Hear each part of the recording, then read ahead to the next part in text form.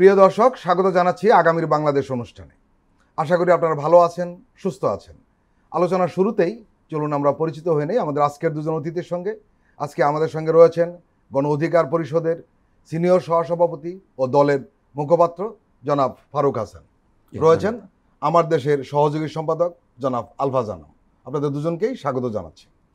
সংবিধান সংস্কার, জুলাই সনদ, এসব প্রসঙ্গে গণভোট কিভাবে হবে তা নিয়ে অবশেষে একটা ধারণা পাওয়া গেছে 13ই নভেম্বর বাংলাদেশের অন্তর্বর্তী সরকারের প্রধান উপদেষ্টার ভাষণের মধ্য দিয়ে। হ্যাঁ বা না উত্তরে গণভোট নেওয়া হবে একটি প্রশ্নে, তবে সেটি 4টি বিষয় ঘিরে হবে। কিন্তু বিষয়গুলি সম্পর্কে সাধারণ মানুষ এখনও সেভাবে ওয়াকিবহাল না। তাছাড়া বুঝলেও এর মধ্যে কোনো বিষয়ে যদি ক্ষেত্র বিশেষে দ্বিমত থাকে, তার সমাধান কিভাবে হবে সেটাও সেভাবে স্পষ্ট নয়। রাজনৈতিক দলগুলোর মতো সাধারণ মানুষের মধ্যে এ নিয়ে তৈরি হয়েছে মিশ্র প্রতিক্রিয়া। ফারুক হাসান, কি বলবেন? দেখুন, শুরুতেই জাতীয় সনদ আসলে কোন প্রক্রিয়ায় বাস্তবায়ন হবে বা আদৌ বাস্তবায়ন হবে কিনা, এটা নিয়ে একটা ধূম্রজাল ছিল এবং এটা নিয়ে মোটামুটি একটা সন্দেহ সংশয় রাজনৈতিক দল বা জনগণের মধ্যে কিন্তু দানা বেঁধে উঠছিল ধারাবাহিকভাবে। তো যাই হোক, দীর্ঘদিন পরে হলেও এটা মাননীয় প্রধান উপদেষ্টার 13 তারিখের যে জাতির উদ্দেশ্যে দেওয়া ভাষণ, এই ভাষণে তিনি পরিষ্কার করেছেন। এরপরেই আমরা দেখেছি যে আসলে এটার আইনি ভিত্তি দেওয়ার যে সাংবিধানিক অর্ডার, এটা আপনার প্রেসিডেন্ট কর্তৃক একটা আদেশ জারি হয়েছে। তো এটার মাধ্যমে আমি মনে করি আমরা আসলে এই যে আইনি ভিত্তি দেওয়া, এই আপনার জুলাই সনদকে যে বাস্তবায়নের প্রক্রিয়ার মধ্যে যে প্রবেশ করা, এই এন্ট্রিটা কিন্তু ইতিমধ্যে হয়েছে। তো এটা একটা আশার দিক, ইতিবাচক দিক।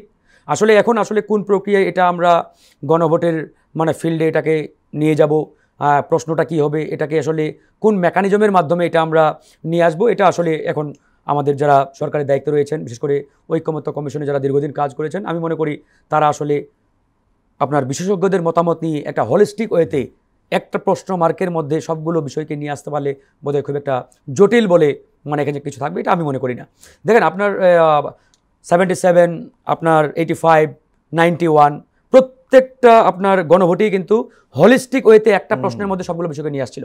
এই যে আমরা যদি জিয়াউর রহমান সাহেবের কথাই বলি, উনি কিন্তু 19টা পয়েন্টকে একটা প্রশ্নের মধ্যে নিয়ে আসছিল। 77-এ যে আপনার গণভোটটা হলো, এই গণভোটে আমরা তো মনে করি যে একটা কোয়েশ্চেন মার্ক, কিন্তু একটা কোয়েশ্চেন মার্কের মধ্যে 19টা বিষয় ছিল। তো সুতরাং এখন সরকার বলেছেন 4টা বিষয়কে আমরা একটা প্রশ্নের মধ্যে নিয়ে আসবো। এটা আহামরি খুব একটা জটিল বিষয় নয়। আমরা মনে করি আমাদের যদি উদার মানসিকতা থাকে, আমরা যদি সবাই চাই যে এই জুলাই জাতীয় সনদ আসলে আগামীর বাংলাদেশ বিনির্মাণের একটা মেঘনা কাটার মতো, সুতরাং এটাকে আমাদের বাস্তবায়ন করতেই হবে, এটাকে আইনি ভিত্তি দিতেই হবে, তাহলে আমি মনে করি এটাতে জটিলতার কিছু নেই। আর আমাদের মধ্যে যদি 2 নম্বরই থাকে, বদমাশি থাকে, যে ভবিষ্যতে আমি ক্ষমতায় গিয়ে এটা বাস্তবায়ন করব না, আমার মতো দেশ চালাবো, তাহলে ভাই বলার কিছু নাই। তাহলে ধরেন যে ওই ভাতের মধ্যে আপনি যদি খুদ দেখতে চান তাহলে অনেক খুদ পাবেন, আর যদি মনে করেন যে না আমি এত বাদ বিচার করতে চাই না, খেয়ে জীবন আপনি বাঁচাতে চাই, তাহলে কিন্তু আলহামদুলিল্লাহ। এখন বিষয়টা হচ্ছে আসলে এই জায়গায় আমরা আসলে কতটুকু মন থেকে চাই, কতটুকু এটা আসলে বাস্তবায়ন করতে চাই। জুলাই সনদ বাস্তবায়ন আদেশ নিয়ে দলগুলোর মধ্যে মিশ্র প্রতিক্রিয়া দেখছি। বিএনপি খুশি, দলটি সরকারকে ধন্যবাদও জানিয়েছে। জামাত, এনসিপি খুশি হয়নি, তারা কঠোর প্রতিক্রিয়া দেখিয়েছে। তবে কোনো দলই জুলাই সনদ বাস্তবায়ন আদেশ প্রত্যাখ্যান করেনি। আলফা সানা, বিষয়টা আপনি কিভাবে দেখছেন? আমার মনে হচ্ছে যে সবাই খুশি, কিন্তু এখানে প্রতিক্রিয়া যেভাবে আসছে এগুলো উপরের প্রতিক্রিয়া। আপনি যদি রাজনৈতিক দলগুলো চাওয়া পাওয়ার হিসাব দেখেন, তাতে কিন্তু সবারই মোটামুটি চাওয়ার কিছু অংশ পূরণ হয়েছে। আপনি তো শতভাগ একটা দলের সব চাহিদা তো সরকার পূরণ করতে পারে না। অন্যান্য রাজনৈতিক দলের কথাও যদি আমরা বাদ দিই, এই সরকার গঠিত হয়েছে কিভাবে? এই সরকার জনগণের অভিপ্রায়ের ভিত্তিতে একটা গণ অভ্যুত্থানের মধ্য দিয়ে গঠিত হয়েছে, অর্থাৎ একটা সার্বভৌম জনগণের সার্বভৌম আকাঙ্ক্ষার সরকার কিন্তু এটা। তো রাজনৈতিক দলগুলো কি এই সার্বভৌম আকাঙ্ক্ষার অংশ? তো সরকার সবসময় অবশ্যই সরকারের যে দৃষ্টিভঙ্গি, সরকার কি চায় সেটাও আমাদেরকে বিবেচনায় নিতে হবে। একটা সংস্কার তো চায়, রাজনৈতিক দলগুলো তাদের রাজনৈতিক স্বার্থ বা ভবিষ্যৎ সরকার পরিচালনায় তারা যাতে একচ্ছত্র ক্ষমতা প্রয়োগ করতে পারে, সেই দৃষ্টিভঙ্গি নিয়ে তারা সংস্কারগুলোকে দেখতে চায়। অপরদিকে সরকার বা ঐকমত্য কমিশন চায় যে রাষ্ট্র আসলে কতটা জনগণের যে অভিপ্রায়, জনগণের যে আকাঙ্ক্ষা, জনগণের যে সংস্কারের প্রতি আকাঙ্ক্ষা, সেগুলোর কতটা রিফ্লেকশন ঘটবে। ফলে এখানে যেগুলো যৌক্তিক দাবি এসেছে এবং রাষ্ট্রের যে একটা অভ্যুত্থানের মধ্য দিয়ে রাষ্ট্রের যে কাঠামোগত পরিবর্তন দরকার ছিল জনগণের দিক থেকে, সেই জিনিসগুলো এখানে গ্রহণ করা হয়েছে। তাতে প্রত্যেকটা রাজনৈতিক দলের দাবির একটা বড় অংশ কিন্তু পূরণ হয়েছে। যেমন ধরেন উচ্চকক্ষে পিআর এবং সংসদীয় কমিটি বা সাংবিধানিক কমিটির মাধ্যমে রাষ্ট্র পরিচালনার যে দাবিগুলো আসছে, এগুলোতে জামাত ইসলামীর দাবি পূরণ হয়েছে। অপরদিকে বিএনপির দাবি ছিল যে গণভোট যাতে একসাথে হয়, আলাদা আগে গণভোট না হয়, সেটাও পূরণ করা হয়েছে। তারপর আরও কিছু বিএনপির আপত্তি ছিল, সেগুলো গ্রহণ করা হয়েছে। থার্ড হচ্ছে এনসিপির মূল দাবি ছিল কনস্টিটিউট অ্যাসেম্বলি যাতে হয়, মানে সংবিধান যে পরিবর্ধনের দিকগুলো এই নির্বাচিত সংসদ সদস্যদের মাধ্যমে যাতে গঠন করা যায়, তো সেইটাও তো পূরণ হয়েছে। তাহলে মোটামুটি বলতে গেলে সব রাজনৈতিক দলের বড় দাবিগুলো পূরণ করা হয়েছে। আমার মনে হয় যে রাজনৈতিক দলগুলোর দিক থেকে, বিশেষত এনসিপি এবং জামাতের দিক থেকে কিছুটা রিজার্ভেশন শো করা হয়েছে। এইটি সরকারের উপর আগামী নির্বাচন নিরপেক্ষ থাকা, প্রশাসন নিরপেক্ষ থাকা, এগুলোর একটা চাপের অংশ হতে পারে। আমার মনে হয় না যে এই সংস্কারের যে উদ্যোগগুলো রাষ্ট্রপতির আদেশ জারির মাধ্যমে সাংবিধানিক আদেশ জারি করা হয়েছে, সে ব্যাপারে কেউ কোনো আপত্তিই করেনি। তো সাংবিধানিক এই আদেশের যদি আপনি আপত্তি না করেন, তাহলে সরকারের ওই আদেশের মধ্য দিয়েই তো সংস্কারের দিকগুলো বাধ্যতামূলক করা হলো। তো এটা তো কেউ আপত্তি করে নাই। এইটা একটা উপরের দৃশ্যমান চাপ, কিন্তু আসলে রাজনৈতিক দলগুলো ভেতরে ভেতরে খুশি হয়েছে এবং প্রত্যেকের মেজর যে দাবিগুলো ছিল তা পূরণ হয়েছে। কেউ কেউ বলছেন জাতীয় নির্বাচনের একরকম রুটম্যাপ যেখানে চলে এসছে, সেখানে গণভোট প্রসঙ্গে মানুষের মধ্যে পরিষ্কার ধারণা তৈরি করার চ্যালেঞ্জের জায়গাও কিন্তু রয়েছে, কারণ সবাই এখন নির্বাচন নিয়ে ভাবছে। আবার যদি গণভোটে কোনোভাবে সংখ্যাগরিষ্ঠ না হয়ে যায়, তাহলে পুরো কর্মকাণ্ডই অনেকটা অকার্যকর হয়ে বিদ্যমান সংবিধান অনুযায়ী সরকার পরিচালনার জায়গা তৈরি হতে পারে। গণভোট বা রেফারেন্ডাম করা হয় মূলত হাকে জয়যুক্ত করার জন্য। মানে আপনি একটা মহৎ উদ্দেশ্য নিয়ে দেশ ও জাতির কল্যাণে কোনো কিছু বাস্তবায়ন করতে চান, এটাকে আপনি গণভোটে ঠেলে দিলেন। তো গণভোটের উদ্দেশ্যটা কি? গণভোটের উদ্দেশ্যটাই হচ্ছে জনগণের মতামতের রিফ্লেকশন। পৃথিবীর ইতিহাসে যত গণভোট হয়েছে, আমি আসলে কোনো গণভোট না জয়যুক্ত হয়েছে এরকম সংখ্যা খুব কম বোধ হয়, কিন্তু দু একটা, মানে খুব কম। স্কটল্যান্ডের স্বাধীনতার ব্যাপারে হয়েছে, খুবই কম। এটাই বলছি আমি, যে এটার সংখ্যাটা একবারেই মিনিমাম স্টেজে। তো সুতরাং মানে আমি মনে করি না যে আগামী 2026 সালে যে গণভোট অনুষ্ঠিত হতে যাচ্ছে বা হবে, এই গণভোটে না জয়যুক্ত হওয়ার। আমরা দেখলাম গতকাল বিএনপির একজন নেতা উনি নায়ের পক্ষে কথা বলেছেন। না, এটা তো ধরেন যে অনেকেই অনেক বিচ্ছিন্নভাবে কথা বলবে, বিচ্ছিন্নভাবে ধরেন যে দাবি তুলবে। যেমন আমাদের ভাই যেটি বললেন যে আসলে উপরে উপরে বার্গেনিংয়ের জন্য, সরকারের উপরে চাপ তৈরি করার জন্য অনেকেই অনেক কথা বলে যে আমরা মানি না, এটা সরকার বেআইনি করেছে, এটা সেটা। কিন্তু বাস্তবে করতে প্রত্যেকটা রাজনৈতিক দলেই ভিতরে ভিতরে অনেক খুশি হয়েছে। আপনার কি মনে হয় বিএনপি হাঁ পক্ষে প্রচারণা চালাবে? বিএনপি যদি হার পক্ষে প্রচারণা না চালাই, তাহলে আগামী নির্বাচনে আমি তো মনে করি বিএনপি ভরাডুবি হবে। না, তার সেই রিস্কটা থাকবে। হ্যাঁ, নায়ের পক্ষে চালায়, যদি নায়ের পক্ষে চালায়। আসলে দেখেন, গণভোট জাতীয় নির্বাচন একই দিনে, প্যারালালি। এখন ধরেন বিএনপি কি করছে, যে গণভোটের নায়ের পক্ষে প্রচারণা করছে। তো একই সাথে তাদের যারা অপোনেন্ট, ধরেন জামাত সহ অন্যান্য দলগুলো, এরা কি বসে থাকবে? নিশ্চয়ই এরা বসে থাকবে না। তো এরা তো পাল্টা বিএনপির ওই ক্যাম্পেইনকে ধরেন যে জনগণের মধ্যে ছড়িয়ে দেবে যে এই বিএনপি সংস্কার বিরোধী, এই বিএনপি আগামীতে আসলে আওয়ামী লীগের মতো আবারও একদলীয় শাসন কায়েম করবে, ইত্যাদি ইত্যাদি। তো এটা তো ভোটের মাঠে বিএনপির জন্য আরও নেগেটিভ মার্কিং। সুতরাং বিএনপি যদি মনে করে যে আমরা গণভোটের পক্ষে, মানে নায়ের পক্ষে ক্যাম্পেইন করব, একই সাথে আমরা ধরেন যে 2/3 মেজরিটি জেতার জন্য এদিকে আবার ক্যাম্পেইন করব, এত সহজ তো নয়। সুতরাং যেহেতু একই দিনের নির্বাচন, আপনাকে গণভোট জাতীয় নির্বাচন প্যারালালি চিন্তা করে আপনার সেই মেকানিজম তৈরি করে বিএনপি সেই ঝুঁকিটা নিবে না, 100% নেবে না। নিলে বিএনপির জন্য ক্ষতি, এবং বিএনপি ক্ষমতায় আসাটা টাফ হয়ে যাবে। এটা এত সহজ না তো ভাই। আপনি 2024 বা 25 সালের এই আন্দোলনের পরে এই বাংলাদেশকে যদি আপনি আগের মতো চিন্তা করেন, তাহলে তো আসলে বলার কিছু নাই। সুতরাং এটা একটা নতুন বাংলাদেশ, ভিন্ন প্রেক্ষাপট, ভিন্ন পরিস্থিতি। এই এনভায়রনমেন্টে আপনি যদি ওই 77, 85 বা 91-এর গণভোটের কথা চিন্তা করেন, কিংবা আপনি বিগত 15-16 বছর যেভাবে দেশ চালিয়েছে আওয়ামী লীগ, ওই মেকানিজমের কথা চিন্তা করেন, কোনোভাবেই সম্ভব নয়। সুতরাং এখন আপনাকে সবসময় ফরওয়ার্ড থিঙ্কিং মানে করতে হবে। সুতরাং আগামী জাতীয় নির্বাচনে এবং গণভোটে বিএনপি, আমি মনে করি না যে তারা ওই না ভোটের ক্যাম্পেইন করবে। এটা করলে মস্ত বড় ভুল করবে, এবং বিএনপি ধরেন যে এখানে ব্লান্ডার একটা সিচুয়েশন তাদের পড়ে যেতে হতে পারে। অন্তর্বর্তী সরকার একসঙ্গে জাতীয় সংসদ নির্বাচন ও গণভোটের ঘোষণা দিয়ে জুলাই গণ অভ্যুত্থানের সাংবিধানিক স্বীকৃতিকে ঝুঁকিতে ফেলেছে বলে মন্তব্য করেছেন বাংলাদেশ খেলাফত মজলিসের আমির মাওলানা মামুনুল হক। আলফাসানাম, জুলাই গণ অভ্যুত্থানের সাংবিধানিক স্বীকৃতি কি আসলে ঝুঁকিতে পড়বে? না, আমি তা মনে করি না। কারণ হচ্ছে ওনারা ওই জামাত ইসলামের নেতৃত্বে 8 দলের মধ্যে মামুনুল হকের দলও আছে, তো ওনারা চাইছিলেন যে গণভোটটা আগে হোক। তো আসলে গণভোট আগে হলে ভালো হতো, এটা ঠিক, এবং এটা আরও আগে হওয়া উচিত ছিল। তো রাজনৈতিক দলগুলোর এই ব্যর্থতা রাজনৈতিক দলগুলোর, তারা কনসেনসাসে আসতে পারেনি। এটা আরেকটা মধ্যে সমস্যা হয়েছিল, দুই নির্বাচন খুব কাছাকাছি হয়ে যাচ্ছিল। এটা সবচেয়ে বড় কথা হলো নির্বাচন তো আরো পরে হতে পারতো, আরো আগেও হতে পারতো। জি জি। তো রাজনৈতিক দলগুলোর তো অভিজ্ঞতা আছে যে এই ধরনের গভর্নমেন্টের যে রিফর্মগুলো করবে তাতে তো তাকে গণভোটে যেতেই হবে। এই সরকার ধরাগুলো কেউ বোঝে না, টেকনোক্র্যাট, কিন্তু যারা পলিটিক্যাল পার্টি তারা তো জানে যে অতীতে জিয়াউর রহমান করছে, এরশাদ করছে, বেগম খালেদা জিয়া সরকার গণভোট করছে, গণভোট প্রত্যেক সরকারকে করতে হচ্ছে। তো তারা তো জানে যে এই সরকারের আপনার বৈধতার জন্য হলেও, সংস্কার তো আছেই, বৈধতার জন্য হলেও গণভোটের দরকার হবে। তো রাজনৈতিক দলগুলোর দিক থেকে তো পরামর্শ দেওয়া উচিত ছিল সরকারকে যে এগুলো দ্রুত করে আগে গণভোটটা করে নিই, তারপর আমরা পার্লামেন্ট ইলেকশনে যাব। তাহলে কিন্তু অনেক কোনো কোনো দল তো গণভোটেরই বিরোধিতা করেছে। তাহলে এই ব্যর্থতা তো সরকারের না, এই ব্যর্থতা সম্পূর্ণ রাজনৈতিক দলগুলোর।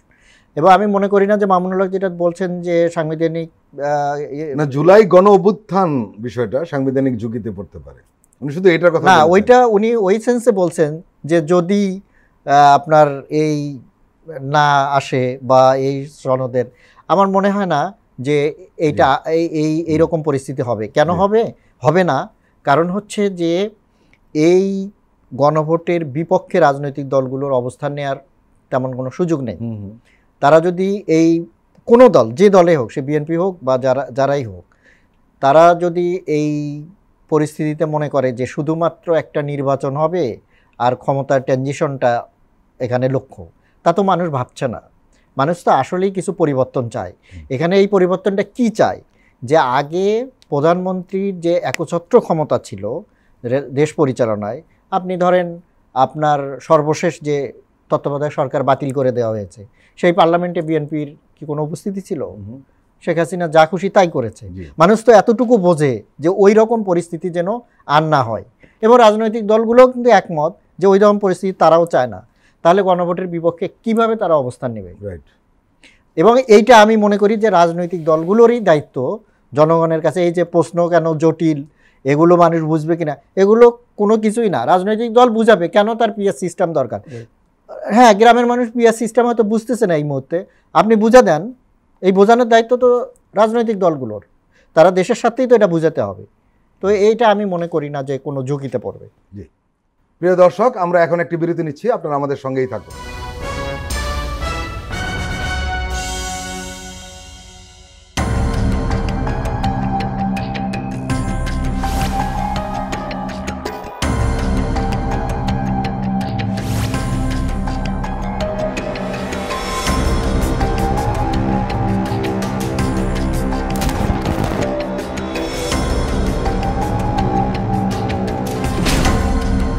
ফ্যাসিবাদের দিনলিপি, গবেষণা ও উপস্থাপনা সাইদ খান, প্রযোজনা আফরোজা সুলতানা ও মামুন মাহমুদ। দেখবেন প্রতি রবি থেকে বৃহস্পতিবার সন্ধ্যা 7টায়।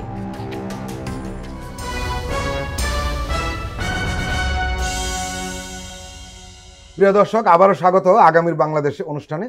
আজকে আমাদের সঙ্গে অতিথি হিসেবে রয়েছেন গণ অধিকার পরিষদের সিনিয়র সহসভাপতি এবং দলের মুখপাত্র ফারুক হাসান, রয়েছেন দৈনিক আমার দেশের সহযোগী সম্পাদক আলফাসানাম। আমরা একটু অন্য প্রসঙ্গে যাই। সন্ত্রাস বিরোধী আইনে আওয়ামী লীগের কার্যক্রম স্থগিত থাকায় ও নির্বাচন কমিশন নিবন্ধন বাতিল করায় দলটি আসন্ন ত্রয়োদশ জাতীয় সংসদ নির্বাচনে অংশ নিতে পারবে না বলে জানিয়েছেন প্রধান উপদেষ্টা প্রফেসর মোহাম্মদ ইউনূস। গত বৃহস্পতিবার যুক্তরাজ্যের আন্তর্জাতিক উন্নয়ন বিষয়ক মন্ত্রী প্রধান উপদেষ্টার সঙ্গে দেখা করতে গেলে একথা বলেন প্রধান উপদেষ্টা। আসলে প্রধান উপদেষ্টা আন্তর্জাতিক মহলকে জানিয়েই দিলেন যে আওয়ামী লীগ সামনের নির্বাচনে অংশ নিতে পারবে না। কি বলবেন? না, এটা তো মানে আমরা ধরেন শুধু আমরা না, রাজনৈতিক দলগুলো শুধু না, দেশের জনগণও তো এটা চায়। যারা আসলে সরাসরি দেশের জনগণের বুকে গুলি চালিয়েছে, জনগণকে হত্যা করেছে, ক্রস ফায়ার দিয়েছে, গুম করেছে, এরকম একটা শক্তিকে আসলে কোনোভাবেই রাজনৈতিক শক্তি বলে ধরেন যে অ্যাড্রেস করা বা রাজনৈতিক শক্তি বলে সম্বোধন করা বা পরিচয় দেওয়া, এটা কোনোভাবেই সুযোগ নেই। আওয়ামী লীগ বিগত 15 বছর যেটা করেছে এটা কোনো রাজনৈতিক শক্তি বা রাজনৈতিক দলের কাতারে পড়ে না। সুতরাং আওয়ামী লীগ 15 বছর আগেই রাজনৈতিক দলের কাতার থেকে খারিজ হয়ে গেছেন, মানে একবারে বাদ, নিজে নিজেই ওদের কর্মকাণ্ডের কারণে। জনগণ, সরকার কিংবা কোনো একটা প্রতিষ্ঠান কর্তৃক না, নিজেদের কর্মকাণ্ডের কারণেই রাজনৈতিক দলের তালিকা থেকে খারিজ হয়ে গেছেন। সুতরাং আওয়ামী লীগকে এখন আর কোনো রাজনৈতিক দল শক্তি এটা বলার সুযোগ নেই। কারণ আওয়ামী লীগ আগামী নির্বাচনে কিভাবে আসবে, কোন মুখ নিয়ে আসবে, কেন আসবে, এই প্রশ্ন জনগণ করছে। মানে কোন মুখ নিয়ে আওয়ামী লীগকে এই যে নির্বাচনে অংশগ্রহণ করানো বা রাজনৈতিক কর্মকাণ্ডে সুযোগ করে দেওয়ার মানে ন্যূনতম একটা ওয়ে দেখান। এখন ধরেন বিভিন্ন আন্তর্জাতিক প্রতিষ্ঠান সংস্থা তারা বলার চেষ্টা করছে যে আসলে তারা আওয়ামী লীগ বা রাজনৈতিক দলগুলোর অংশগ্রহণের মাধ্যমে একটা ইনক্লুসিভ নির্বাচন, যেটা সেটা আসলে দেখেন আন্তর্জাতিক প্রতিষ্ঠানগুলো নির্দিষ্ট কিছু মানদণ্ড বা ক্রাইটেরিয়ার আলোকে তারা তাদের অ্যাক্টিভিজম বা অ্যাক্টিভিটি চালায়। যেমন দেখবেন যে আন্তর্জাতিক প্রত্যেকটা প্রতিষ্ঠান ফাঁসির বিরুদ্ধে বা মৃত্যুদণ্ডের বিরুদ্ধে, কিন্তু তাই বলে কি মৃত্যুদণ্ড আইন বিভিন্ন দেশে নাই? কারণ ওই সকল তারা যখন গাজায় গণহত্যা হয় রাইট তখন আবার নিশ্চয়, তার মানে এটা তো আসলে বলার কিছু নাই যে এই প্রতিষ্ঠানগুলো যে আসলে সুবিধাবাদী একটা লাইন মেনটেন করে তারা তাদের কর্মকাণ্ড চালায়। তো আমরা সেদিকটা না আলোচনা করলেও আমরা যেটা বলতে চাই যে আন্তর্জাতিক প্রত্যেকটি প্রতিষ্ঠানের নির্দিষ্ট কিছু ক্রাইটেরিয়া আছে, মানদণ্ড আছে। এটা আসলে ওই ওভারঅল সমগ্র বিশ্বকে সামনে রেখে এই মানদণ্ডগুলো তারা ফিট করে। এখন প্রত্যেকটা দেশ ওয়াইজ, কান্ট্রি ওয়াইজ তারা কিন্তু মানদণ্ড ফিট করতে পারবে না। এই জন্য দেখবেন যে বিভিন্ন, যেমন জাতিসংঘের কথাই বলেন, তারা মৃত্যুদণ্ডের বিরুদ্ধে, তাই বলে মৃত্যুদণ্ড তো অনেক দেশেই আছে, বাংলাদেশেও আছে, অনেক দেশেই। তো এরকম বিষয়গুলো আসলে আমরা খুব একটা কনসার্নে নেব বা নেওয়া দরকার এটা আমি মনে করি না। সুতরাং বিভিন্ন প্রতিষ্ঠান বলবে আওয়ামী লীগের নির্বাচনে অংশগ্রহণ করতে দেওয়া উচিত, এটা সেটা, এগুলোতে আসলে খুব একটা পাত্তা দেওয়ার কোনো প্রয়োজন নেই। ইনক্লুসিভ নির্বাচনের ব্যাপারে কিন্তু আমাদের এখানে যে জাতিসংঘের যে প্রতিনিধি ছিলেন, আবাসিক প্রতিনিধি, উনি চেঞ্জ হয়ে গেছে, গোয়েন লুইস, উনি যখন ছিলেন তখন কিন্তু পরিষ্কার বলেছেন যে আমরা ইনক্লুসিভ নির্বাচন বলতে বুঝি জনগণের অংশগ্রহণ, দলের নয়। এখন এই যে ইনক্লুসিভ যে ইলেকশন, ইনক্লুসিভ ইলেকশনটাকে আওয়ামী লীগ ইন্টারন্যাশনালি ক্যাম্পেইন করার চেষ্টা করছে যে আওয়ামী লীগকে নিয়ে এটা করতে হবে, মানে এটা হচ্ছে আওয়ামী লীগের বয়ান। আর আন্তর্জাতিক প্রতিষ্ঠান বা সংস্থা যা বা আমাদের যারা উন্নয়ন সহযোগী এদের বক্তব্যটা হচ্ছে ইনক্লুসিভ নির্বাচন, দ্যাট মিনস জনগণ যাতে ভোট কেন্দ্রে গিয়ে তাদের মতামতটা স্বাধীনভাবে প্রকাশ করতে পারে, দিতে পারে, যেটা বিগত তিনটা নির্বাচন হয় নাই। আবার তো না ভোটেরও সুযোগ রয়েছে। হ্যাঁ, এবার যদি ধরেন যে একজন প্রার্থী এমনি এমনি জিতে যাবে ওই সুযোগটাও নাই, না ভোট আছে, তার মানে তাকে প্রতিদ্বন্দ্বিতা করেই জিততে হবে। তো সুতরাং এবারের নির্বাচনটা 100% একটা ইনক্লুসিভ নির্বাচন হবে উইদাউট ফ্যাসিস্ট আওয়ামী লীগ। আওয়ামী লীগকে বাদ দিয়ে এবার সবচাইতে গ্রহণযোগ্য একটা ইনক্লুসিভ নির্বাচন এই অন্তর্বর্তীকালীন সরকার আমাদের উপহার। কিন্তু আমরা দেখছি কোনো মিডিয়াতে কোনো বক্তা এসে বলছেন, আওয়ামী লীগের পক্ষে বয়ান তৈরি করছেন যে আওয়ামী লীগের না হলে নির্বাচন কেমন হবে। আচ্ছা বলুন তো ফারুক হাসান, আপনারা তো মাঠে ছিলেন, এই কোটা বিরোধী আন্দোলন থেকে শুরু আপনাদের যাত্রা, এই ফেসিস্টের পক্ষে এখনো কিভাবে বয়ান তৈরি করার সুযোগ মিডিয়ায় পায় চিহ্নিত কিছু ব্যক্তি?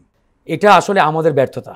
5ই আগস্টের পরে আমরা দেখলাম যে বিগত 15-16 বছর যারা আওয়ামী লীগের উচ্ছিষ্টভোগী ছিল, এদেরকে আমি উচ্ছিষ্টভোগী বলি, এরা এখনো কিভাবে আওয়ামী লীগের পক্ষে সাফাই গায়ে, ক্যাম্পেইন করে, মিডিয়াতে এসে টক শোতে কথা বলে।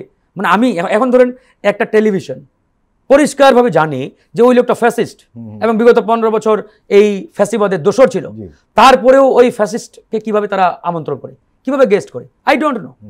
কারণ কোনো ফ্যাসিবাদের দোসরের সাথে আমরা বসতে পারি না। এটা আসলে ওই 1400 শহীদের রক্তের সাথে বেইমানি হয়ে যায়, প্রতারণা হয়ে যায় যে ফ্যাসিবাদের এই দোসরদের আমরাই ধরেন যে মানে লাই দিয়ে এদেরকে আমরা মাঠে এখনো প্রাসঙ্গিক করে রাখছি। তো এটা আসলে একবারই কাম্য না। এটা যারা করছে এটা আসলে এই গণ অভ্যুত্থান বলেন, এই যে 1400 মানুষ জীবন দিলেন, এদের সাথে একবারই পরিষ্কারভাবে প্রতারণা। এটা আসলে আওয়ামী লীগের সহযোগী জাতীয় পার্টি থেকে গেল, তারা নির্বাচন অংশ নিতে পারবে। ভারতের মদতে সৃষ্ট দিল্লির প্রতি একান্ত অনুগত এই দলটির প্রতি ফ্যাসিস্ট বিরোধী কোনো রাজনৈতিক দলের এক ধরনের দরদ লক্ষ্য করা যায়। তারা আসলে জাতীয় পার্টিকে ব্যবহার করতে চাইছে। আলফা সানাম, রাজনীতির মাঠে অপ্রাসঙ্গিক হয়ে যাওয়া জাতীয় পার্টিকে ব্যবহার করে কি কোনো লাভ হবে? আপনি যেটা বলছেন যে যেমন আওয়ামী লীগ নিয়ে ইনক্লুসিভ ইলেকশনের কথা আসছে, জি, আসলে তো আওয়ামী লীগের বিচার হওয়া দরকার, তাই না? যে এই যে গুলি চালানো, এগুলো তো আওয়ামী লীগের নির্বাহী কমিটির বৈঠকে সিদ্ধান্ত হয়েছে। আমরা তো এগুলো মাত্র 1 বছর আগের ঘটনা, যখন শেখ হাসিনা প্রধানমন্ত্রী থাকা অবস্থায় গণভবনে 14 দলের বৈঠক হয়েছে না, তো কারফিউ জারি করা, দেখা মাত্র গুলির নির্দেশ দেওয়া, এগুলো 14 দলের বৈঠক শেষ করে ব্রিফিং করা হচ্ছে না। তো 14 দলের প্রত্যেকেই তো এর অংশীদার এইসব হত্যাকাণ্ডের। তো আপনার তো এইসব রাজনৈতিক দলের বিচার হওয়া দরকার। তো আমাদের দুর্ভাগ্য হচ্ছে আমাদের এখন যে রাজনৈতিক দল যারা আছেন তারা ক্ষমতায় যাওয়ার জন্য এতটাই পেরেশান যে এই যে ফ্যাসিজমের যে বীজগুলো ছড়ায় ছিটে আছে এগুলো কিভাবে তারা ধ্বংস করবে, এগুলো যাতে উত্থিত না হয় সেই দিকে তাদের তো মনোযোগ নেই। ফলে এখন আওয়ামী লীগকে নির্বাচনে নিয়ে আসার কথা হচ্ছে। জাতীয় পার্টি আর আওয়ামী লীগের মধ্যে তো কোনো মৌলিক পার্থক্য নেই। কারণ হচ্ছে আওয়ামী লীগ 2014 সালে প্রথম যে নির্বাচন করেছে 153 আসনে বিনা প্রতিদ্বন্দ্বিতায়, ওই নির্বাচনে জাতীয় পার্টির তো পার্টিসিপেট করছে। হ্যাঁ, এরশাদ সাহেব ওই সময় চায়নি, কিন্তু জাতীয় পার্টির বড় অংশ কিন্তু তার নির্বাচনে অংশ নিয়েছে এবং উনি নিজেও নির্বাচনে অংশ নিয়েছে। তাদেরকে যারা জন্ম দিয়েছে ভারত বলেছে, কিছু করার নেই তাদের। হ্যাঁ, শুধু তাই না, এরশাদ সাহেব কিন্তু মন্ত্রীর মর্যাদায় আপনার প্রধান উপদেষ্টার বিশেষ প্রতিনিধি হয়েছে। তারপরের ইলেকশনগুলোতে পার্টিসিপেট করছে, লোকাল গভর্নমেন্ট ইলেকশনগুলোতে পার্টিসিপেট করছে। অর্থাৎ একই সাথে জাতীয় পার্টির সবচেয়ে আরও অনেকগুলো ফানি জিনিস আছে, হাস্যকর জিনিস আছে, যে তারা একই সাথে মন্ত্রী হচ্ছে আবার বিরোধী দলে বসছে। এগুলো কোনো গণতন্ত্রের কাজ নেই, এগুলো হচ্ছে এই হাসিনার যে শাসন সেগুলোকে এক ধরনের সহযোগিতা করা, বৈধতা দেওয়া। হাসিনা এগুলোই ইন্টারন্যাশনালি দেখাচ্ছে। হ্যাঁ, আমার একটা পার্লামেন্ট আছে, পার্লামেন্টে বিরোধী দল আছে, বিরোধী দল থেকে যে মন্ত্রী আছে এটা তো আর মানুষ ও বাইরে এটা বলা হতো না, তার একটা বিরোধী দল আছে জাতীয় পার্টি। ফলে আওয়ামী লীগ যেমন ইলেকশনে পার্টিসিপেট করতে পারে না যে যুক্তিতে, ঠিক একই যুক্তিতে জাতীয় পার্টির এই ইলেকশনে অংশগ্রহণ করার সুযোগ নাই এবং জাতীয় পার্টির নেতাদেরও বিচারের আওতায় আনা উচিত। ভারতে পালিয়ে যাওয়া শেখ হাসিনার বিচারের রায় দেওয়া হবে সামনের সোমবার। এটাকে কেন্দ্র করে আওয়ামী লীগ ও তার দোসররা দেশে একটা অস্থিতিশীল পরিবেশ তৈরি করার চেষ্টা করছে। আগুন সন্ত্রাসে নেমেছে, কিন্তু আমরা দেখলাম মানুষ সেটিকে ভালো মতোই প্রতিহত করেছে এবং আওয়ামী লীগের রাস্তায় দেখা যায়নি। তবে বিভিন্ন জায়গায় গুপ্তভাবে গাড়িতে আগুন দেওয়া হচ্ছে, বিশেষ করে যে গাড়িগুলি দাঁড়িয়ে এক জায়গায় পার্কিং করা আছে সেই ধরনের গাড়িতে। বিষয়টি কিভাবে দেখছেন ফারুক হাসান? দেখুন, আওয়ামী লীগ আসলে আওয়ামী লীগের যারা দেশে আছে, আমি মনে করি এদের মাথায় আসলে রাজনৈতিক বা আসলে মানে সম্যক একটা যদি ধারণাও থাকতো, চিন্তাও থাকতো, এরা আসলে মাঠে নেমে নিজেদের জীবন এভাবে বিপন্ন করতো না। আওয়ামী লীগের আসলে দেখেন, যারা হাজার হাজার কোটি টাকা লুটপাট করেছে, দেশটাকে একবারে লুটপাট করে ফোকলা বানিয়ে দিয়েছে, এরা কিন্তু কেউ দেশে নাই। ইভেন তাদের সাংগঠনিক প্রধান শেখ হাসিনা তিনিও পালিয়ে গেছেন। এখন এরা বিদেশের মাটিতে বসে বাংলাদেশে এরকম একটা উস্কানিমূলক কর্মকাণ্ড ঘোষণা করলো, রাজনৈতিক কর্মসূচি দিল। আর দেশের মধ্যে থাকা আওয়ামী লীগের কর্মীরা, যারা আসলে আওয়ামী লীগের আমলে অতটা সুবিধাও হয়তো ভোগ করতে পারে নাই, এরাই এই কাজগুলো করতে গিয়ে নিজেদের পিঠের চামড়া নিজেরাই তোলার ব্যবস্থা করে দিচ্ছে। এটা আসলে বলার কিছু নাই। এবার আসেন, আওয়ামী লীগ ধরেন যে এটা করবে, এটা স্বাভাবিক, করবেই। আওয়ামী লীগের নেচার, ক্যারেক্টার এটাই বলে বিগত সময়ের। এখন আমাদের বক্তব্য হচ্ছে, যারা আমরা গণঅভ্যুত্থানের পক্ষের শক্তি, বিপ্লবের পক্ষের শক্তি, আমরা কি আসলে আমাদের জায়গা থেকে সেই প্রতিরোধ গড়ে তুলতে পারছি কিনা? এই যে গতদিন তারা একটা লকডাউন কর্মসূচি দিলেন, সেদিন কিন্তু মূল প্রতিরোধ গড়ে তুলেছে জনগণ। রাজনৈতিক দলগুলোর জায়গা থেকে আমরা কিন্তু খুব একটা প্রতিরোধ গড়ে তুলতে দেখি নাই, এবং রাজনৈতিক দলগুলোর জায়গা থেকে যে ধরনের স্ট্রং একটা গণপ্রতিরোধ দরকার ছিল সেটা কিন্তু তারা করে নাই। কেন করে নাই? অনেকে কিন্তু এখন ভোটের চিন্তা করছেন, অনেকে মনে করছেন আওয়ামী লীগের একটা ভোট ব্যাংক আছে, মানে আওয়ামী লীগের বিরুদ্ধে আমি প্রকাশ্যে দাঁড়ালে আওয়ামী লীগের ওই ভোট ব্যাংক আমি পাবো না। আবার আপনি কিছুক্ষণ আগে ওই যে বুদ্ধিজীবীদের কথা বললেন, এই বুদ্ধিজীবীদের কারা লাই দিচ্ছে, কারা সাপোর্ট দিচ্ছে, কারা পিছন থেকে পৃষ্ঠপোষকতা করছে? তারাই করছে, যারা ক্ষমতার মোহে অন্ধ হয়ে গেছে, যারা ক্ষমতার মোহে যদি এটাও বলে যে আওয়ামী লীগ বাংলাদেশে কাম ব্যাক করবে, আপনারা এটা মেনে নেন, কালকে আপনার ক্ষমতায় বসানো হবে, আমার মনে হয় তারা মেনে নেবে। এতটাই তারা অন্ধ। ভাই, এটা তো বোঝা দরকার যে আওয়ামী লীগ বিগত 17 বছরে যে সেটআপমেন্ট তৈরি করে গেছে, আমরা যদি আওয়ামী লীগের ফর্মুলায় আওয়ামী লীগের সেটআপমেন্টে ক্ষমতায় আসি, এই ক্ষমতা 6 মাসে টিকবে না, খুব বেশি হলে 1-2 বছর। পুরো সেটআপমেন্ট তার। এই যে ভাই যেটা বললেন, আমিও এর আগে একাধিকবার এই কথা বলেছি যে ভারতের পরিকল্পনা কি, আওয়ামী লীগ যেহেতু কার্যতপক্ষে আগামী নির্বাচনে অংশগ্রহণ করার খুব একটা সুযোগ নেই, তারা চাচ্ছে এখন জাতীয় পার্টিকে প্রাসঙ্গিক করে আগামী নির্বাচনে অংশগ্রহণ করানো এবং তাদেরকে প্রধান বিরোধী দল বানানো। আওয়ামী লীগের মাধ্যমে জাতীয় পার্টিকে সকল ধরনের সুযোগ সুবিধা দিয়ে তাদেরকে সেই জায়গায় নিয়ে আসবে তারা। জাতীয় পার্টি যদি আগামী নির্বাচনে 40-50টাও আসন পায়, প্রধান বিরোধী দলের চেয়ারে বসলেই দেখবেন। এটা কি সম্ভব হবে আদৌ? মনে হয় আপনার? মনে তো হয় না। এটা যদি ইন্ডিয়া এবং আওয়ামী লীগের যে মেকানিজম, এটা যদি চাই 100% সম্ভব। এখন পর্যন্ত বলেন তো, পুলিশ প্রশাসন কার দখলে? এই পুলিশের কয়জন আপনি পরিবর্তন করতে পেরেছেন? পুলিশের যত উঁচু উঁচু চেয়ার, যত বড় বড় পদ, সবগুলো আওয়ামী লীগ স্পন্সর। এই যে প্রশাসন যন্ত্র, কয়টা আপনার দখলে আছে? কয়টা চেঞ্জ করেছেন? তো এই যে হোল মেকানিজম, প্রত্যেকটা জায়গায় তারা বসা রয়েছে, যারা আগামী নির্বাচনটা কন্ডাক্ট। আগামী নির্বাচন কি মেকানিজমের মাধ্যমে হবে? না, হবে এটা আমি বলছি না, জি। এটা আমাদের উপর ডিপেন্ড করছে জি, আমরা আসলে কেমন চাই। রাজনৈতিক দলগুলোর উপর 100% সরকারকে আমি এককভাবে দায় দিতে চাই না। হুম। এই সরকার তো কোনো রাজনৈতিক সরকার না ভাই, সরকার একটা প্রেক্ষাপটের মাধ্যমে আসছে, আমরাই নিয়ে আসছি। জি। সুতরাং এখন যদি পুরো দায়ভার সরকারের মাথায় চাপিয়ে দেই তাহলে তো হবে না। আমারও দায় আছে, আমারও রেসপন্সিবিলিটি আছে। আমি আমার রাজনৈতিক জায়গা থেকে সেই রেসপন্সিবিলিটি কতটুকু পালন করছি, দ্যাট ইজ দ্য কোয়েশ্চেন। এটা বড় প্রশ্ন। আমি বড় দল, 1 নম্বর দল, কিন্তু দায়িত্বের জায়গা থেকে আমি দায়ভার নিব না, সব সরকারের মাথায় চেপে দিলাম। নো, জি। আমাকেও দায়ভার নিতে হবে, দায়িত্ব নিতে হবে।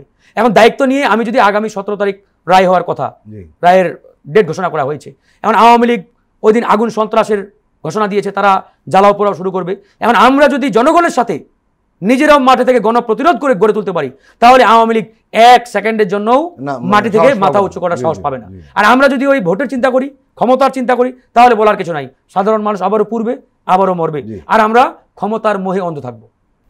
আলফাসান, আমরা দেখছি ভারত হাসিনাকে অনেকটা উন্মুক্ত করে দিয়েছে। এটি বিদেশি মিডিয়া, তিনি বিদেশি মিডিয়ায় সাক্ষাৎকার দিচ্ছেন। পালিয়ে যাওয়ার পর তার দলের রাজনৈতিক নেতারা এখন দিল্লি থেকে বৈঠকও করছেন। একটা মিডিয়া বলছে শেখ হাসিনাকে ভারত আনলক করে দিয়েছে। আগে লক ছিল, এখন আনলক করে দিয়েছে, যা ইচ্ছে তাই করতে পারছেন। উনি তার মনের মতো করে কর্মকাণ্ড চালাতে পারছেন। এই যে ভারত শেষ মুহূর্তে এসে আনলক করে দেওয়া বা তাকে অবাধে কথা বলার সুযোগ দেওয়া, তার দলের লোকদের সাথে বৈঠক করতে দেওয়া, বিষয়গুলো কিভাবে দেখছেন আপনি? আপনার মতামতটা কি? ভারতের শুধুমাত্র হাসিনাকে কথা বলতে দিচ্ছে তা না, ভারতের আরও কিছু অ্যাটিচিউড আমাদের লক্ষ্য করতে হবে। কিছুদিন আগে ভারতের প্রতিরক্ষা মন্ত্রী রাজনাথ সিং আমাদের প্রধান উপদেষ্টা সম্পর্কে একটা জি। খুবই আপত্তিকর মন্তব্য করছে। আমাদের রাজনৈতিক দলগুলোর পক্ষ থেকে কিন্তু ভারতের এই ধরনের ঔদ্ধত্যপূর্ণ বক্তব্য কোনো প্রতিক্রিয়া প্রতিবাদ দেখানো দেখানো হয়নি। অর্থাৎ আমাদের রাজনৈতিক দলগুলো, এই ভারত তো জানে এখন এই সরকারের খুব বেশি দিন আর মেয়াদ নেই, তাই না? যা যদি ফেব্রুয়ারিতে ইলেকশন হলে তারপর তো এই ফেব্রুয়ারি 10 তারিখের মধ্যে তাহলে বলা যায় নাকি? ভারত জানে যে একটা সামনে নির্বাচিত সরকার, রাজনৈতিক সরকার আসবে। জি।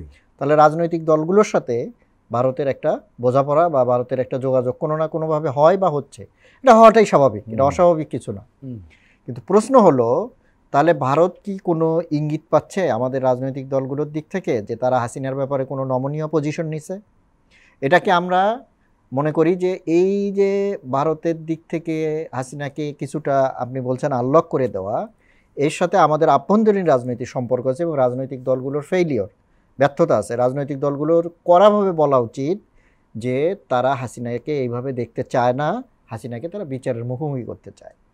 হাসিনাকে যদি আপনি হাসিনাকে বিচারের জন্য ফেরত আনার দাবিটা যদি জোরালোভাবে হওয়া উচিত, কারণ এই দাবি তো রাজনৈতিক দলগুলোর দিক থেকে আসবে এবং তার অপরাধ ইন্টারন্যাশনালি মানে এক ধরনের রেকগনাইজ করা। ইউএন হিউম্যান রাইটস কমিশন বলছে যে তিনি সরাসরি গুলির নির্দেশ দিয়েছেন। তাহলে আপনি কেন ভারত সরকারের উপর চাপ দিচ্ছেন না? চাপটা কে দিবে? চাপটা অবভিয়াসলি সরকার দিবে, কিন্তু রাজনৈতিক দলগুলোই তো এটা বলবে সরকারকে চাপ দেন। কেন চাপ সৃষ্টি করা হচ্ছে না?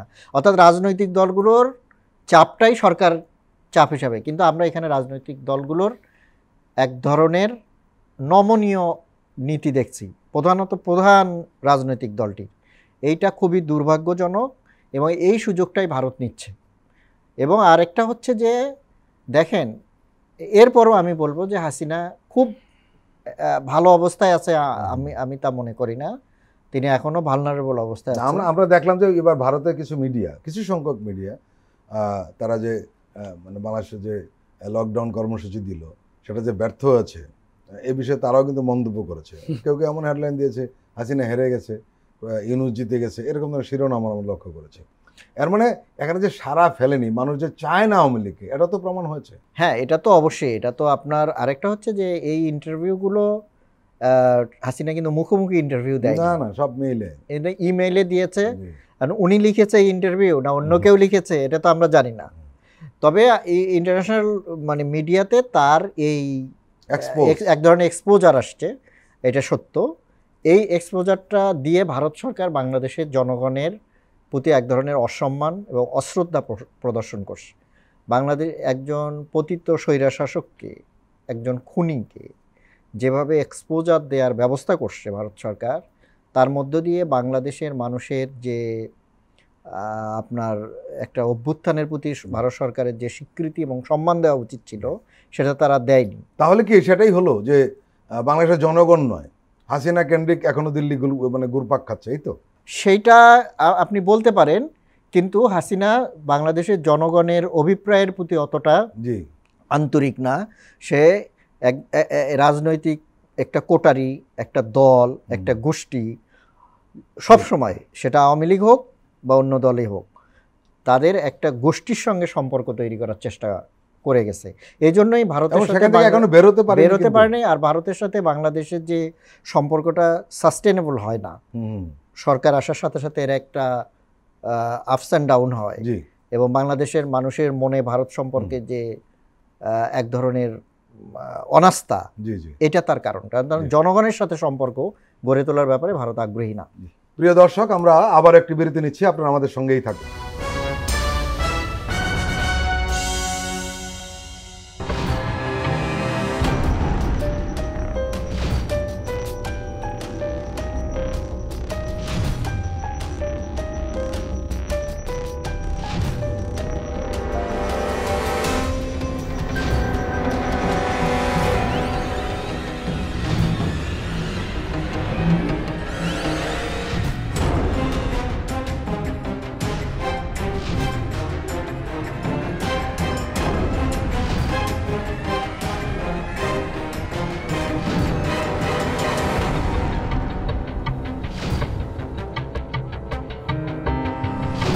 কেমন আছে অর্থনীতি দেখবেন প্রতি সোম ও মঙ্গলবার রাত 10:20।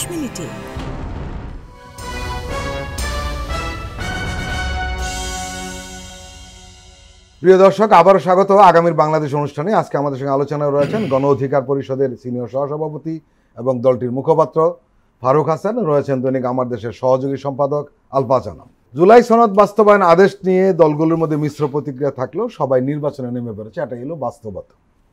এবার নির্বাচনে আলাদা কিছু বৈশিষ্ট্য রয়েছে, যেমন এবার নির্বাচনের প্রথমবারের মধ্যে ভোট দেওয়ার সুযোগ পাচ্ছেন প্রবাসী বাংলাদেশিরা, এবং সেটা সংখ্যাটা বিরাট সংখ্যা।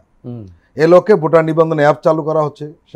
সেখানে নিবন্ধন চূড়ান্ত করলেই ব্যালট পেপার চলে যাবে ভোটারদের কাছে। বিশ্বের বিভিন্ন দেশে থাকা প্রবাসী বাংলাদেশের কাছে ব্যালট পৌঁছানোর পর ভোট প্রদান শেষে সেটি রিটার্নিং কর্মকর্তার কাছে পৌঁছতে সর্বনিম্ন 15 দিন থেকে সর্বোচ্চ 30 দিন পর্যন্ত সময় লাগতে পারে বলে জানিয়েছে নির্বাচন কমিশন। প্রবাসীদের কাছে ব্যালট পাঠানো থেকে শুরু করে ভোট প্রদান শেষে সেগুলি রিটার্নিং অফিসে পাঠানো পর্যন্ত পুরো দায়িত্ব থাকবে বাংলাদেশের ডাক বিভাগ। নির্বাচন কমিশন বলছে এক্ষেত্রে ভোটার প্রতি খরচ হবে মাত্র 700 টাকা। আমরা জানি অনেক রাজনৈতিক দল এক এক ভোটার পিছনে অনেক বেশি খরচ করে থাকে, যদি ওই হিসাবে ধরি আর কি। বিদেশে বসে ভোট দিতে অ্যাপে নিবন্ধনের জন্য প্রত্যেক ভোটারের লাগবে একটি করে আন্তর্জাতিক সিম কার্ড। ফারুক হাসান, এই যে দীর্ঘদিনের দাবি প্রবাসীদের ভোট দেওয়ার সুযোগ করে দেওয়া, এবার এই সুযোগটা তৈরি হচ্ছে, আমার কাছে দুটো প্রশ্ন। বিষয়টি আপনি কিভাবে দেখছেন? আরেকটি বিষয়, সেটি সংখ্যার যে আধিক্য রয়েছে বাইরে ভোটের, সেটি তো রাজনৈতিক ফলাফলের ব্যাপারে এক ধরনের প্রভাব ফেলতে পারে কোনো না কোনোভাবে, কম বেশি যাটাই হোক না কেন। কি বলবেন? ভারতে পালিয়ে থাকা পতিত স্বৈরাচারের প্রধান শেখ হাসিনাকে যে লক থেকে আনলক করে দেওয়া, এটা আসলে দেখেন, ইন্ডিয়া 5ই আগস্টের পরে রাজনৈতিক দলগুলোর সাথে একটা আন্ডার টেবিল কানেকশন কিন্তু বজায় রাখার চেষ্টা করেছে এবং যোগাযোগ তারা মেনটেন করছে। সব দলের সঙ্গে নয়, যারাই করছে, সব দল তো আর আমার সাথে করতে চাইলে তো আমি করবো না। আমাদের 5ই আগস্টের পরে একাধিকবার তারা চায়ের আমাদের আমন্ত্রণ জানিয়েছিলেন ইন্ডিয়ান হাই কমিশনে, আমরা যাই নাই, আমরা বলেছেন না। তো এখন দেখেন, এটা আসলে এক প্রকারের নমনীয়তা, এটা আমি বলতে চাই না। এটা 100% কোনো না কোনো রাজনৈতিক দলের সাথে ইন্ডিয়ার একটা আন্ডার টেবিল সমঝোতা হয়েছে। এই সমঝোতা যখনই পরিষ্কার হয়েছে, ইন্ডিয়া ক্লিয়ার মেসেজ পেয়েছে, তখনই কিন্তু লক থেকে আনলক ইন্ডিয়া তাকে করে দিয়েছেন। দেখেন, আপনি 6 মাস আগের কথা যদি চিন্তা করেন, ইন্ডিয়া কিন্তু স্পষ্ট করে মানে মিডিয়াতেও আসছে যে হাসিনাকে নিয়ে অস্বস্তিতে ইন্ডিয়া, যেহেতু তাকে আন্তর্জাতিক আইন ভায়োলেট করে এক প্রকারে তাকে তারা রেখেছেন। তো সেই জায়গা থেকে তারা আসলে তাকে রাখবেন কিনা নাকি অন্য কোনো দেশে শিফট করবেন, এটা নিয়ে মারাত্মক রকমের একটা অস্বস্তিতে ইন্ডিয়া ছিল। তো তারপরে কিন্তু আমরা হঠাৎ করে দেখলাম এখন নমনীয় থেকে এখন আবার একবার অবাধে কর্মসূচি কর্মকাণ্ড সব কিছু দিল্লিতে বসে চালাচ্ছেন। তার মানে বুঝতে হবে যে কোনো না কোনো দলের সাথে এটা একটা নেগোসিয়েশন হয়েছে। এবার আসেন, এই যে প্রবাসীদের ভোটাধিকার, এটা কিন্তু 2018 সাল থেকে গণ অধিকার পরিষদ সর্বপ্রথম এটা নিয়ে একবার রাজপথে কর্মসূচি আমরাই দিয়েছি, ধারাবাহিক আন্দোলন সংগ্রাম করেছি, যে প্রায় 2 কোটি প্রবাসী পৃথিবীর বিভিন্ন দেশে রয়েছে। এমনি তো প্রবাসীরা নিগৃহীত, বঞ্চিত, তারা এয়ারপোর্টে যখন আসে তাদের সাথে মানে মানে কি বলবো, গরু ছাগলের মতো ব্যবহার করা হয়। তো সেই জায়গা থেকে তাদের যে ন্যূনতম ভোটাধিকার, এটা যাতে প্রয়োগ করতে পারি, এটা আমরা এর আগেও জানিয়েছি একাধিকবার সরকারের কাছে। তো আগের সময় বাস্তবায়ন হয় নাই। ডক্টর মোহাম্মদ ইউনূস ক্ষমতায় আসার পরে তার কাছে আমরা লিখিতভাবে জানিয়েছি 9 দফার আলোকে। তার আলহামদুলিল্লাহ শেষ পর্যন্ত সরকার এই দাবিটা মেনে নিয়েছেন।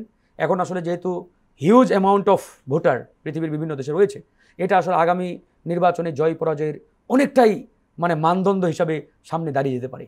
এবং এই প্রবাসীরা দেখবেন এরা কিন্তু এই জুলাই সনদের পক্ষে, গণ অভ্যুত্থানের পক্ষে, এবং সবাই দেশপ্রেমের পক্ষে।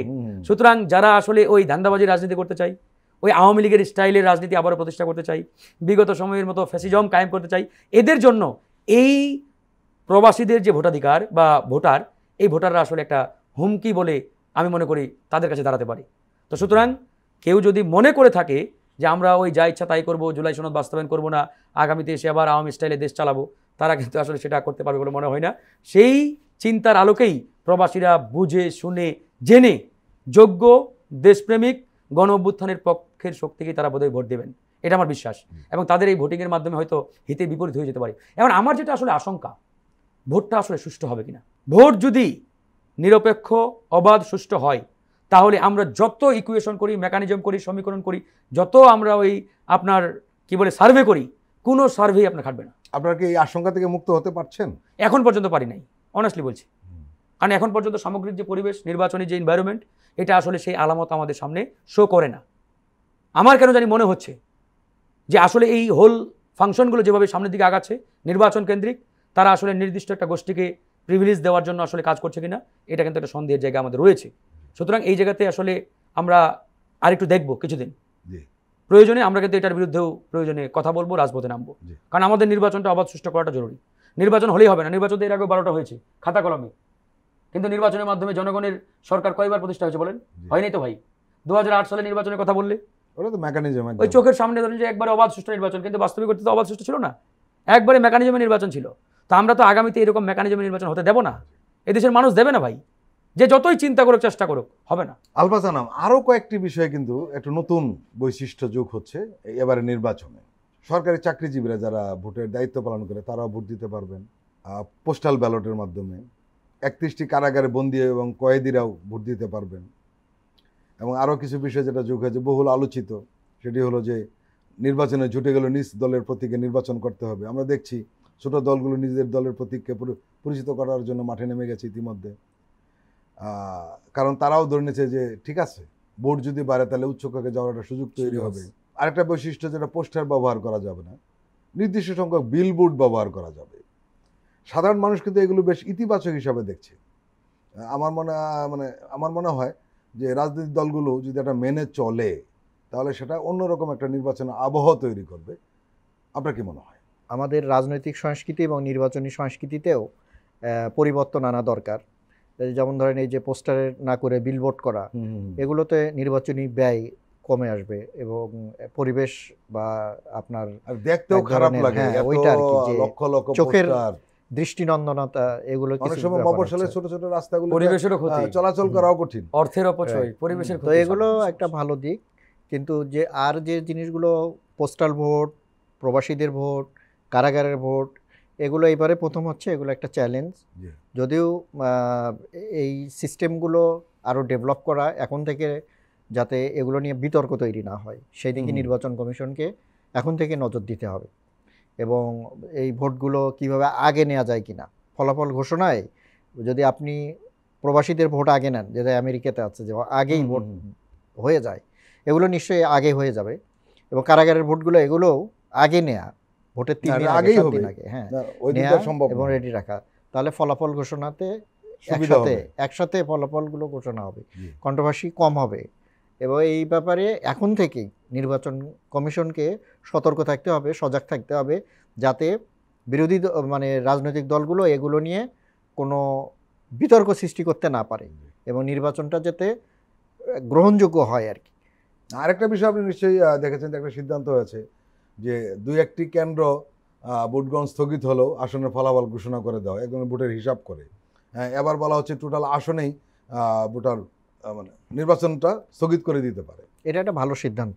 এটা কি করতে পারবে? হ্যাঁ, অবশ্যই পারবে। নির্বাচন কমিশনের তো সেই ক্ষমতা আছে এবং এইটাই এটা দরকার। কেন আমি বলছি যে যদি একাধিক কেন্দ্রে গোলমাল হয় তাহলে হয় কি অন্য কেন্দ্রের ভোটের ক্ষেত্রে ভোটগুলো গণে যিনি বেশি ভোট পান তাকে বিজয়ী ঘোষণা করা হচ্ছে, কিন্তু আপনি যদি ভোটটা বাতিল করে দেন তাহলে মানে কেউ কোনো কেন্দ্রে গন্ডগোল করা গন্ডগোল। আর হচ্ছে যে পরে তো আইন শৃঙ্খলা রক্ষাকারী বাহিনী যথেষ্ট পরিমাণে মোতায়েন করা যাবে।